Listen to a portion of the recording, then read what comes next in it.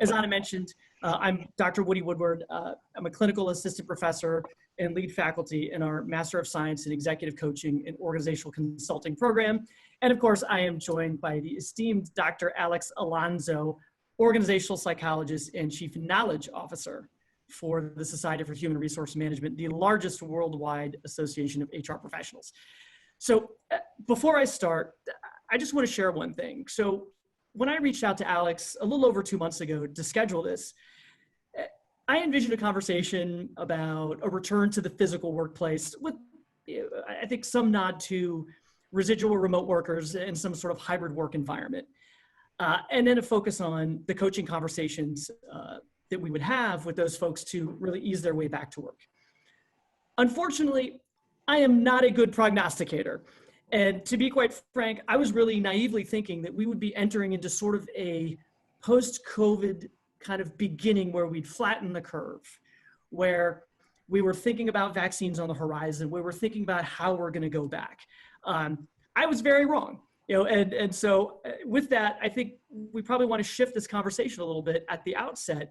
And Alex, really talk about the fact that we are in a COVID-created world, where there is going to be some permanence to what we've experienced and some long-term impacts that I don't think we really realized just a few months ago. So with that, and with your perspective as the Chief Knowledge Officer in the know, right, as I understand, what is it, no pressure.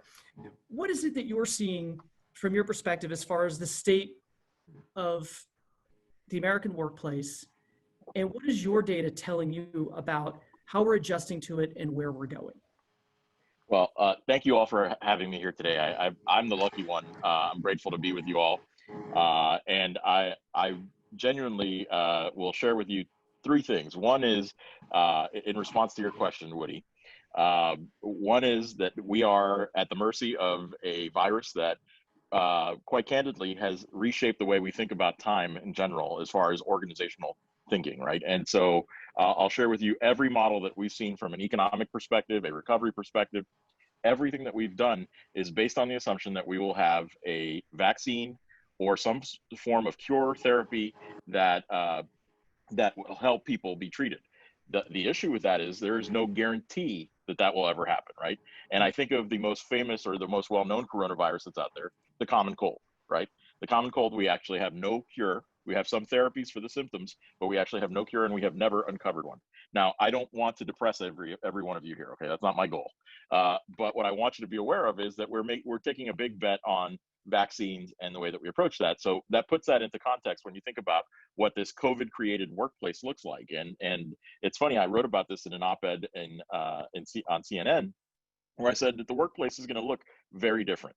And as someone who's actually studying what the failed return to work, as I like to call it, or the misfire return to work that we've had in some states, what I can share with you is that we're seeing a couple new phenomenon that are really all about how well someone is and how well an organization is geared to being adaptable, but not only that, to identifying and dealing with new phenomena that we've never ever encountered. My background is as a psychologist. I studied just like Woody did, and one of the things that's struck me is as we saw people coming back to work in certain states, we started to see things like survivor's guilt.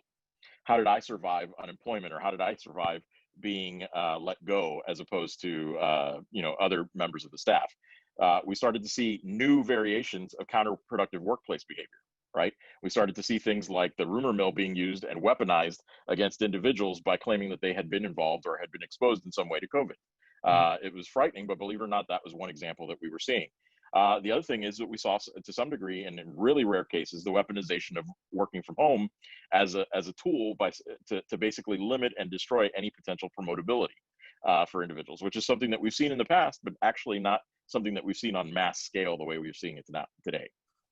In addition, we started to see things like managers, supervisors, leaders, all engage in what I like to call the excuse depersonalization syndrome. And the idea here is we're all in such a horrible state that we can now, as Christina Maslach used to refer to it when thinking about burnout, we're so far into burnout and it is so pervasive across the entire population that it's okay for us to engage, if you will, in depersonalization. It's almost excused because everybody's experiencing it. This is the biggest event for many of us in almost 70 years, right? Or 80 years in some cases. Not that any of us were around to experience things 80 years ago, but the whole notion here is that we as a society, and really as an American workplace, have to consider the notion that we are in a situation that is new and novel and is recurring in terms of its newness and novelty. And so we have to understand that there are new phenomena out there, and that the idea that we will have solutions for those phenomena at the same pace as where we've had solutions in other examples recently in our history in the fourth industrial age is not high. The probability that we will have those great solutions at the span of a year, a week, a month just isn't likely. And so this is a new reframing of what our expectations are, both as workers, as enterprises, as leaders, or leaders of leaders, as I like to call them, the LOLs of the world. So Alex, okay, there's a lot to unpack there. You covered a lot of ground, but one thing I want to start with, right, is where this started back in, I would say, mid-March into April is when we had the massive acceleration towards remote work. Yeah. And I remember early on, there was a lot of confusion about, oh, this is like work from home. We've done this before. People know this. I know it was a smaller segment of the working population. But in fact, the remote work we went to was not akin to what we had done before, because you had children at home, you had elderly family members, you had people moving and relocating, you had isolation, you had confinement. As I like to say, I was confined with my wife and child in a forced way. And so we had this forced experiment, right, of remote work. There was little choice. It had to happen. It happened very rapidly. And now it looks like it's going to be indefinite. And for some, maybe even permanent, right? Google even just recently was talking about 2021, Twitter, Facebook, indefinitely. I could say BASF, indefinitely, if you want to get into industrial manufacturing, right? Even in that end, not plants, but corporate. So, which is another difference, right? So my question is to get into, just like I've found with my 3-year-old, sometimes you have to force them to try things to get them to actually try things, right? Sometimes the convincing doesn't work. So we just engaged in a forced experiment of mass remote work for companies who didn't accept it, who never wanted to try it, for individuals who were uncomfortable being online. We even went through this with NYU and teaching online. So out of this forced experiment, right, a lot of good came along, and as you mentioned, also a lot of bad, which I get, but I think there's positive and negative. Where have we gone wrong with setting expectations, creating boundaries when sending people home in an indefinite way that's caused some of the challenges you've talked about with respect to depersonalization, which is detachment, lack of regular communication, and even some of the I guess, counterproductive behaviors that you mentioned. So where do we go wrong, and where can we continue to course correct, and what are you seeing as far as the course correcting? Because this is longer term than we all expected. Yeah, I without question, it's longer term, Woody. And what I would argue is there's a couple different areas, two that come to mind right off the bat that are related to your question, and they deal specifically with the way that we tackle sort of long-term unknown, right? And unfortunately, or fortunately, in many cases, we saw a huge rise in productivity when people went home, right? Because at the end of the day, they were in that situation. They, for the first 3 months of the stay-at-home orders, in some cases, or working from home arrangements, what we found was that there was a great rise in productivity. And now we're seeing from, whether you're looking at Manpower, McKinsey, Wall Street Journal, and their own research, we're seeing that actually is starting to dip, but it's also coming with a whole host of other issues, right? One, as you pointed out, we've got things that deal with productivity can persist as long as we don't have long-term distraction in some way. And unfortunately, life is set up right now to ensure that there is distraction. And no matter what we do, we're going to see it in a long-term way, because it's also going to affect our children. It's going to affect other family members, people that, who are caregivers. I think about all those individuals. When I think about what it is that we're also seeing, though, is inadvertently, we're seeing a situation where there's a degree of work alienation that's happening here, right? And so if I think about what we've seen in the research over the last 50 years around counterproductive behavior, the precursor to counterproductive behaviors, things that include everything from I'm going to goof off, I'm going to joke, I'm going to be rude to somebody at work, all the way down to I'm going to invest in corporate espionage and sabotage. Those behaviors, the precursors for those things have been that I have been marginalized, cut off from my original responsibilities, made to feel like my responsibilities are not part of it, of the core business within the organization, and that we are now, that basically I am not essential to the decision-making process or even a part of the decision-making process for my own work. It's not about what the organization does, but for my own work. Well, if you think about what working from home has done, right, it's sort of triggered 2 or 3 of those conditions. It's basically made it so that we, for better or worse, as enterprises, have had to define who's essential, who's not, right? And in some cases that's happened, especially for people who are returning to the workplace, as we like to call it. The other thing is that it's also triggered this notion of, you know, while we like it or not, there are these types of norms that we experience in terms of the work that we do virtually. And typically we see an imbalance in the type of work that we do, and we don't see a greater emphasis on the inclusion of people in terms of perspective around their own work. We actually see a decrease in that. So as you think about that, we're sort of increasing the precursors of what would be conditions for worker alienation, and then by extension, counterproductive behavior, right? And I'll give you a perfect example of this.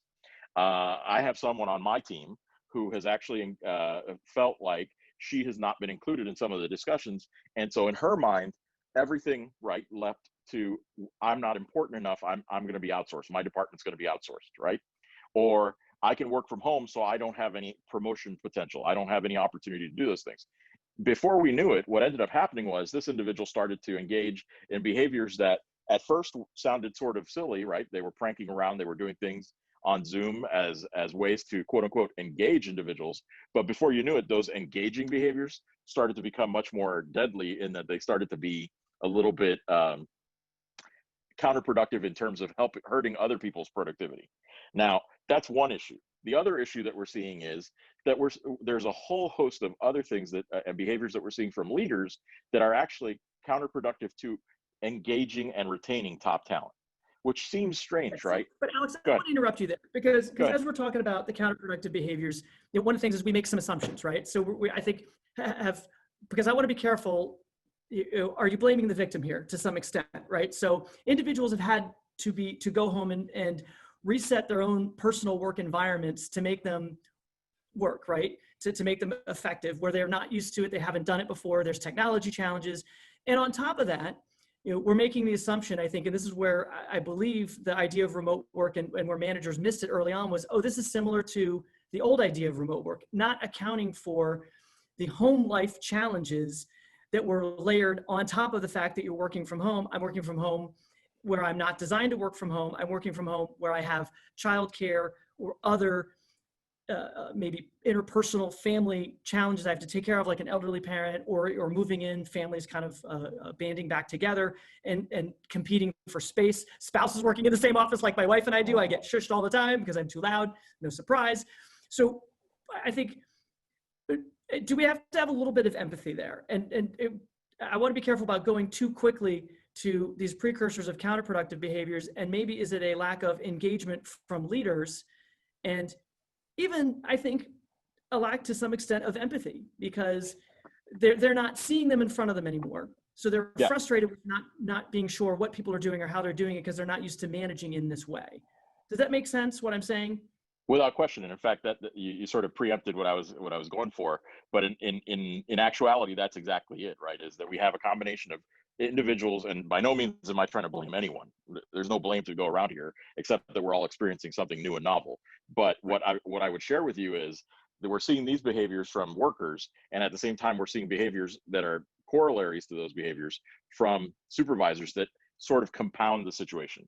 So you're a worker who's experiencing, to some degree, some form of loss in terms of what you've experienced in terms of your career, your work life, and all the things that happen, and you're introducing strength.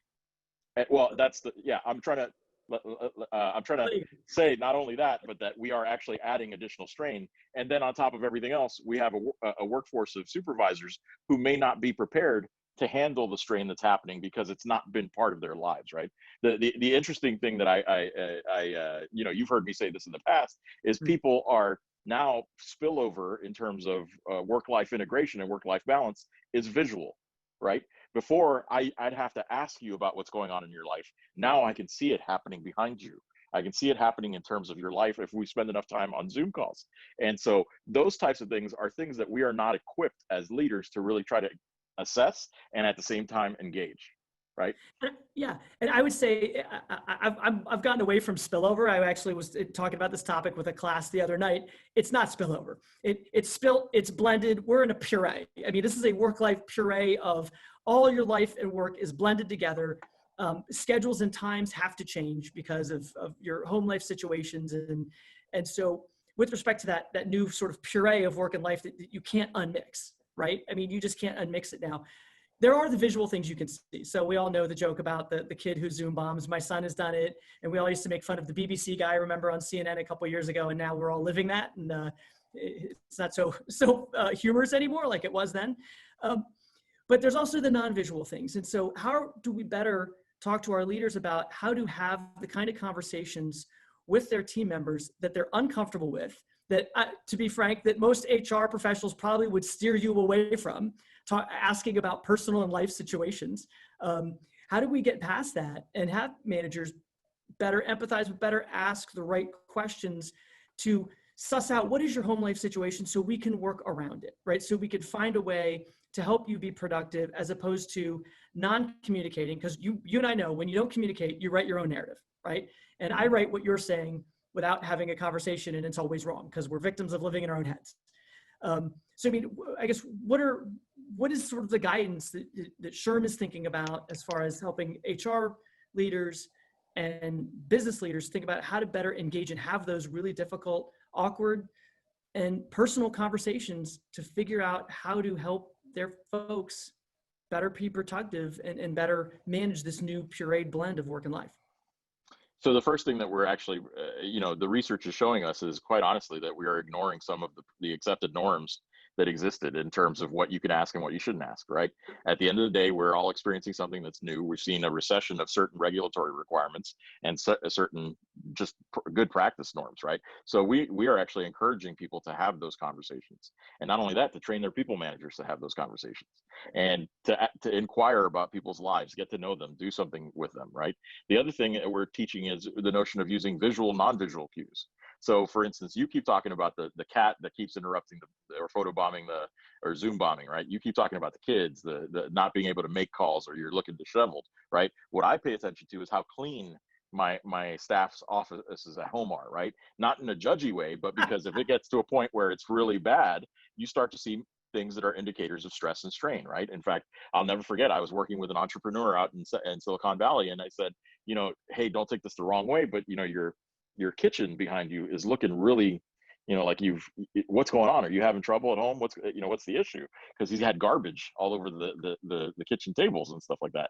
And he just admitted to me, he said, you know what? I'm depressed. I don't want to be, doing the basic things in my house. I don't want to be doing the basic chores. And that was an indicator of he needed time away. He needed to really find his way to strike that balance. Go ahead. Oh no, that's fair. But that's great that you could have the conversation. Maybe a little judgy, but you don't want to see my office. I just show you this nice background. But this is why I encourage people to use fake Zoom backgrounds, so the Alexes don't come at you for what may be a norm in your life that you've never seen. just throwing that back out there. But sorry, you were going to elaborate. No, keep in mind that this is somebody I've worked with for quite a while, so I saw a change, right? The point is to see the change, not to see the background, right? And so that's the other thing that we're sort of teaching individuals to do and teaching HR professionals to do is to really assess where that change has happened in terms of an individual. A best piece of data that we've seen so far is the actual number of employee relations complaints that are going up in terms of people misunderstanding one another and or having what is basically a disagreement in the workplace that immediately becomes an employee relations complaint. And you'll see we've seen things that were things that managers used to be able to really address on their own, and people were able to work out disagreements in some way, and now that's breaking down. That's becoming what I like to call the weaponization of HR. And so it's interesting because we're seeing that happen time and time again, and it's happening at a rate that's nearly 4 times what it used to be. 4 times what it used to be. So you know, that's an indicator. If you're an HR professional and you're analyzing whether or not your workforce is feeling some strain, look at how much reporting is going on. One, it tells you about the level of trust that exists within your culture, because now crisis is when you want to assess trust. It's never before that, right? And then the second piece is we want to kind of be able to assess what it is that people are experiencing and how they're responding to even the slightest strain, right? Those are things that we're seeing as indicators of those things. I'll share with you another indicator that comes to mind repeatedly when I think about this is the number of individuals that are experiencing some sort of people management disaster, right? And I hate to use that term, but really it's a scenario where people managers themselves are saying, I completely missed the mark on how I should have handled that situation. I did not hear what it was that my staff was looking for. And we see people managers indicating that they are far more vulnerable now than they've ever been. And they're indicating it, they're actually sharing it. If you look at Gallup's research right now on their top 50,000 business leaders, what they will share with you is they are actually seeing much less resilience and much more vulnerability when it comes to communication and it comes to the way that people supervise others or manage others. And so you'll see that there are big national norms that are changing, but at the same time, we're also seeing on the ground level that managers themselves are experiencing those types of things. What we want to help organizations do is actually recognize when you see those things, because they're indicators of things that could be far more consequential down the line. Are you also looking at any EAP data like call-ins around depression, anxiety, or even other medical? Because there's a lot of physical illness that goes along with depression, anxiety, and stress and strain. So we are. That's an excellent example of one piece of data that we have. We actually partner with a group called Total Brain and One Mind, and both of them have found that EAP usage is up about 11% amongst their partner organizations. So they provide EAP services, and they have actually found that I'm sorry, I said 11%. I meant 11 times what it normally is. 11 times. Yeah, it's an order of magnitude of 11 times what it used to be. So if it was 4%, it's up to 44%. If you think about what the national averages are, according to EBRI. Now, the other thing that I'd share with you, though, is that they are also indicating that they're seeing not only a significant use of the EAP or an increase in the use of EAP, but they're also seeing a significant increase in 2 other things. One is the amount of time that people want for an EAP. So there's a new product, a new service that exists out there now. In many cases, there's a new business line that's existing for a lot of brokers that looks at how do we take the standard 5 appointments that anyone might have through their EAP, it varies across states. And they're actually looking for ways to either double or triple the number of services that are offered in terms of volume for their staff. So we're seeing that there are programs out there that exist, and that's an important metric, because when you think about people really needing that more. The other thing that we're seeing is that there is an increase in the use of coaches, right? And in particular, coaches as a way to kind of mitigate some of the issues that are popping up.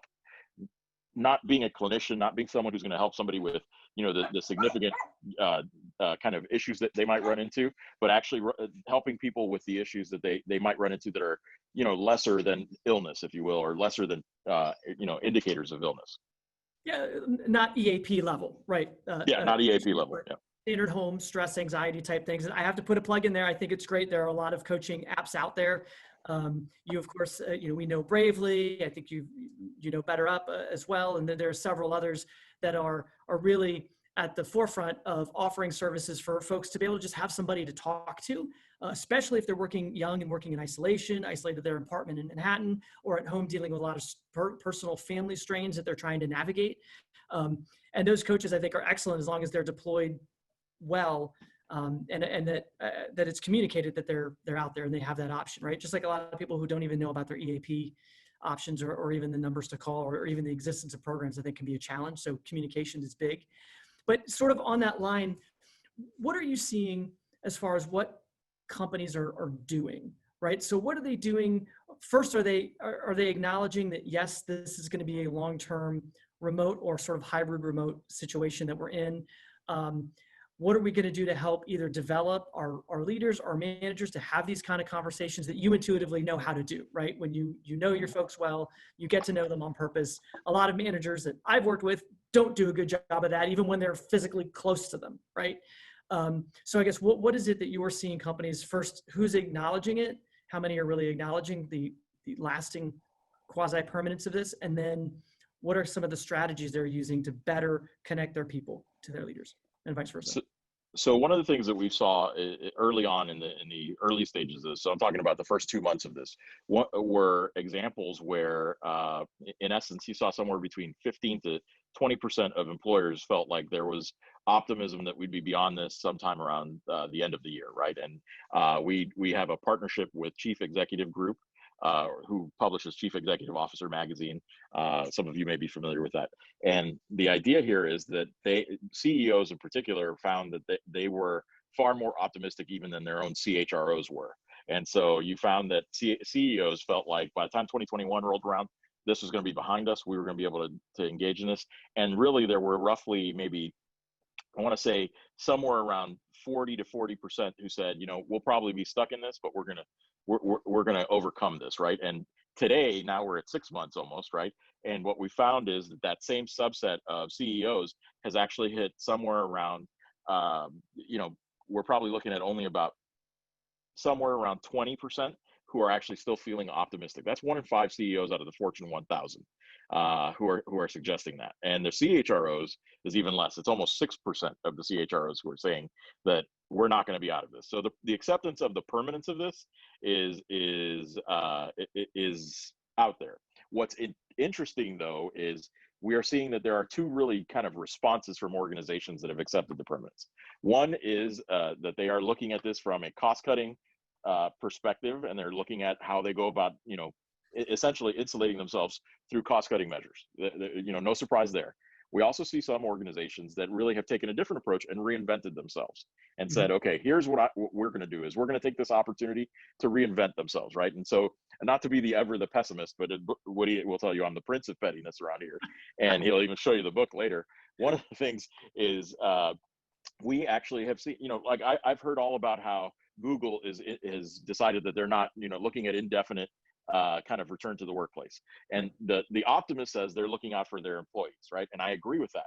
But the other side of the coin is this is also an organization that for the last 4 years has dealt with a counterculture that is causing real churn in terms of their retention issues, right? Nobody ever talks about those issues. So what I see it as is also an opportunity for that organization to reframe its culture and make it a little bit more mature, right? Make it a little bit different than the social change engine that we all know about with the Google Pods and the Quidditch and the Nap Pods and all those wonderful things, if you've ever seen any of those movies, right? This is an opportunity for them to grow their culture a little bit. Same thing happening at Facebook, same thing happening at other big employers. Jack Dorsey, Twitter, take your pick. What I will share with you though is those that are reimagining and reinventing themselves are actually seeing growth, which is an interesting kind of perspective. And I did not expect to see it when it came to, I expected it when it came to healthcare, right? Healthcare providers were going to reinvent themselves because it's a new challenge for them and they were going to grow. What I did not expect is to see the growth in the manufacturing sector the way that we've started to see it. I did not expect to see the growth in terms of the innovation sector the way that we started to see it. And I certainly didn't expect to see it in terms of some of our lower tier service sector, right? Service sector should have been most affected and is the most affected sector when you look at this outside of travel and leisure, travel and tourism. But what we found is that these organizations are doing a lot to reframe the way that they're approaching their business and reinventing it. What was most intriguing to me though was the majority of those organizations that did that had one thing in common. They had worked on resilience and developing non-traditional developmental assignments for their senior leaders and for their people managers. And what they did was they actually focused primarily on 2 types of things: coaching for their senior leaders, and they offered them cross-functional developmental assignments. They said, you know what, we want you to know the business so well that we're going to put you in different areas of the business and give you opportunities to learn from those different areas. That's what we found. And it was all guided by a coach. What it built in an inadvertent way was adaptability, and it built in resilience, and it gave them all an opportunity to do that. And this was where, right away, we started to see a real link between someone's learning and development strategy and their talent development strategy and how it is that they dealt with crisis. Well, yeah, you have to be agile and open to pivot to what the market is demanding. And I mean, I could tell you just from organizations I've spoken with in manufacturing, particularly food manufacturing, they saw even in some product lines up 300% from last year. But I don't think it was necessarily any innovation. It was because of social distancing, cleanliness, low touch on certain types of products. So for example, a big run on sugar packets and salt and pepper packets because restaurants that had outdoor service didn't want you touching the containers or the vessels. So, I mean, there may be a little chicken or egg, I don't know, as far as where some of the growth that's been driven, maybe out of necessity and shift from in-person to remote, like you see the rise of what's going on, of course, with Yeah, delivery. I'd agree with you on that front, except for there are cases where we're actually seeing whole enterprises and operations being reinvented. And so rather than thinking about, responding to the crisis and turning it into a business opportunity, what we're seeing is a complete re-envisioning of what it is that our business does. An example of that would be, in an odd sort of way, is CC's Pizza. I don't know how many of you have ever heard of CC's Pizza. Luckily, you in New York have much better pizza than the rest of the country does. So, but CC's Pizza across the country has been known as a purveyor of really bad pizza buffet, right, for decades. And one of the things that we're seeing now is that they've completely evolved their business model to something that they've wanted to try for years. They wanted to ditch real estate. They felt like real estate was a waste of their resources. So they don't want to have restaurants. And what they did was they reinvented their operation to become a caterer. They have started to shut down their stores using this crisis. It helps, right? But they're shutting down their stores and actually increasing their profits because they've now become a caterer. But here's the challenge, right? And that's a great pivot and a great adjustment. Maybe we're thinking about going that direction anyway, but there will still be a need for physical space, right? There will still be restaurants. There are over 27,000 restaurants in New York City, right? Now, a lot of those that were maybe on the fringe may disappear, right? But when a recent PwC study that came out of I think 1,200 executives, what they found is that 30% of executives anticipate a reduction in space, right? 30%. 50% actually are saying they're looking at expanding space. They need more space, not because of growth or expansion, but in order to accommodate social distancing measures that may be more longer term than they thought. So I know at first I thought, okay, is this a play to reduce real estate, to reduce footprint, to reduce, all the expenses that go with it? But in some cases, it sounds like half of those in this PwC study actually think they may expand space, which means at some point we're going to have people, we talk a lot about really the white collar jobs world, right? But we also have hospitality industry, service industry, retail. These folks will go back in some way, shape, or form. And so what are you seeing when it comes to what those companies that have acknowledged that they do have to reconfigure spaces and they will need space, they will need people back at physical spaces? What are they doing? Because I think there's a lot of anxiety around people who may not necessarily want to go back. They've adjusted to this new remote working lifestyle. Yeah, so that's a great point, Woody, and one that actually is very salient. I did something for the White House just this week on their advisory board, looking specifically at what it is that we are anticipating when it comes to the return to work. And one of the things that we found was that specifically, most people have started to think about what it is that they would do from the expansion perspective, right? So the big question was, does this mean that this is the death of for years we'd heard about the death of the office. Now it's the rise of the office, right? Because all of a sudden we've got this death of the open floor plan if we can't really ensure safety, right? So there's 2 or 3 different approaches that we're seeing here, right? One is to focus on offering greater physical social distancing as it relates to the workplace. The other is really human behavior and actually focusing on behavioral training that expresses the things that would be the best way to ensure that people can remain socially distant without having to change the workspace. And so we've seen a lot of studies by the Edison Institute that actually looked at what it is that you could train individuals to do to be more socially aware of environmentalism, right? And how can they reduce resources? And they actually got college kids to turn off the lights in their dorms and do stuff like that, right? And save money on campuses and do things like that, right? So one of the things that we're seeing is that there's a rise in that kind of behavioral coaching to the point where we're getting people to change their behaviors. All of that is great, but the biggest lever, the one that you are seeing, is exactly what PwC reported and what CFO Magazine reported a couple weeks ago, or actually a couple months ago, which is that they are anticipating a reduction in assets, but a growth in the actual workspace. In other words, the cubic square feet that they, or the square feet that they need in their workplaces is going to expand. And are they going to build partitions, barriers, things that are more effective than the cubicle farm or the open floor plan, right? All of that is in play. But the funny thing is, none of it accounts for people just being afraid to come back to work. Yeah. None of it accounts for that. And the issue is, the only way to truly account for that is not to ensure that the physical space is set, right? That's table stakes if you were to think about it. The bigger piece is, what do I train my managers? What do I do to offer in terms of services to have people feel comfortable? Is it staggered scheduling? Is it the physical ostensible kind of barrier, which really doesn't work? There's any number of things that are out there, but all of it is about getting people to trust that management has their interests and their safety at heart. That's what it's really about. But you hit on it. It's going to be the behaviors, right? Design can do so much, right? It'll fall back to the behaviors of individuals. We see that with mask wearing, right? But the one thing I would love to know and get your insight on is please tell me that the one silver lining will be the death of the open floor plan, of the open office. Please tell me that that's going to go away.